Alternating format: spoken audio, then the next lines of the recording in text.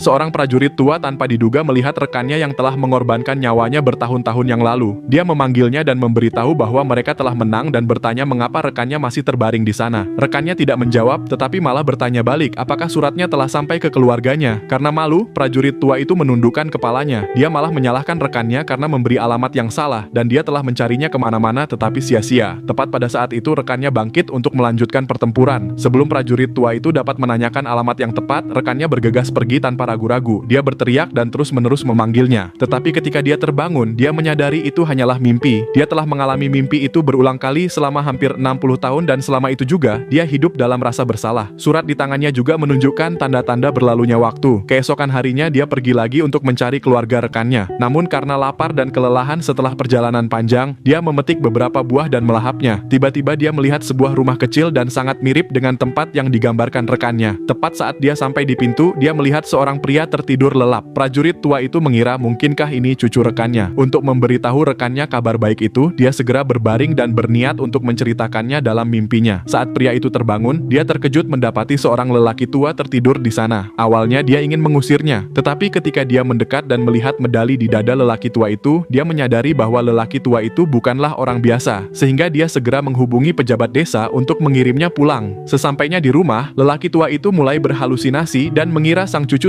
sebagai rekannya. Dia terus-menerus memanggil namanya dan mendesaknya untuk memberitahu alamat yang benar. Sang cucu tidak ingin kakeknya hidup dengan rasa bersalah setiap hari, sehingga dia menggunakan semua koneksinya untuk membantu menemukan rekan seperjuangan sang kakek. Akhirnya usahanya membuahkan hasil. Dengan bantuan pemerintah, mereka dengan cepat menemukan kabar tentang rekan seperjuangannya. Melalui penyelidikan ini, mereka telah menemukan nama rekan seperjuangan sang kakek. Mendengar bahwa rekan seperjuangannya masih hidup, semua orang hampir tidak percaya. Untuk memastikan identitas rekan seperjuangannya, mereka memutuskan untuk mengundang sang kakek agar keduanya bisa bertemu. Kemudian keduanya diatur untuk bertemu di kantor pemerintahan lingkungan. Melihat rekan seperjuangan yang tampak familiar, mereka tidak percaya dan hampir tidak bisa saling mengenali. Namun setelah mengobrol dan bercerita tentang masa lalu mereka, akhirnya keduanya segera berpelukan dan tidak percaya bahwa mereka bisa bertemu lagi setelah 60 tahun.